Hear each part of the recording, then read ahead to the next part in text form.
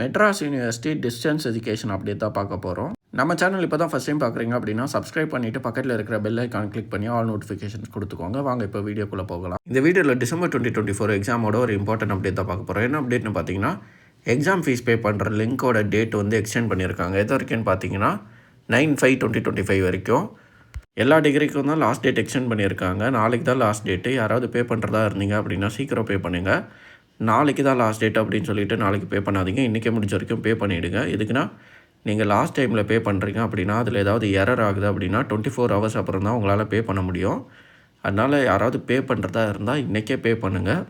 Exam fees எப்படி பே பண்ணணும் அப்படின்னு ஒரு வீடியோ போட்டிருக்கேன். அந்த வீடியோ லிங்க்கை கீழே டிஸ்கிரிப்ஷனில் தரேன். இப்போ மேலே ரைட் சைட் டாப் கார்னரில் ஐ சிம்பிளில் அந்த லிங்க் வரும். நீங்கள் அதை கிளிக் பண்ணி அந்த வீடியோ பார்த்துக்கலாம். எங்கள் சைட்லேருந்து ஒரே ரெக்வஸ்ட் மட்டும் இருக்குது உங்ககிட்ட. என்ன ரெக்வஸ்ட்னு பார்த்தீங்கன்னா, நிறைய பேர் கிளாஸ் லிங்க் நம்பருக்கு கால் பண்ணிகிட்டே இருக்கீங்க. நீங்கள் முடிஞ்ச வரைக்கும் வாட்ஸ்அப் பண்ணுங்கள். வாட்ஸ்அப்லேயே நாங்கள் நிறைய டவுட் கிளியர் பண்ணிகிட்டு இருக்கோம். அதேமாதிரி யூடியூப் கமெண்ட்லேயும் நீங்கள் கமெண்ட் பண்ணுங்கள். அதுக்கு முடிஞ்ச வரைக்கும் நாங்கள் ரிப்ளை பண்ணிட்டு தான் இருக்கோம்.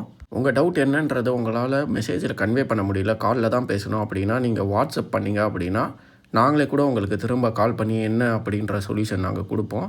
அதனால் முடிஞ்ச வரைக்கும் நீங்கள் வாட்ஸ்அப் பண்ணுங்கள். உங்களுக்கு வேறு ஏதாவது டவுட் இருந்துச்சு அப்படின்னா கீழே கமெண்ட்டில் கேளுங்கள். உங்களுக்கு இந்த வீடியோ யூஸ்ஃபுல்லாக இருந்தால் ஒரு லைக் போட்டு சேனலை சப்ஸ்கிரைப் பண்ணிவிடுங்க.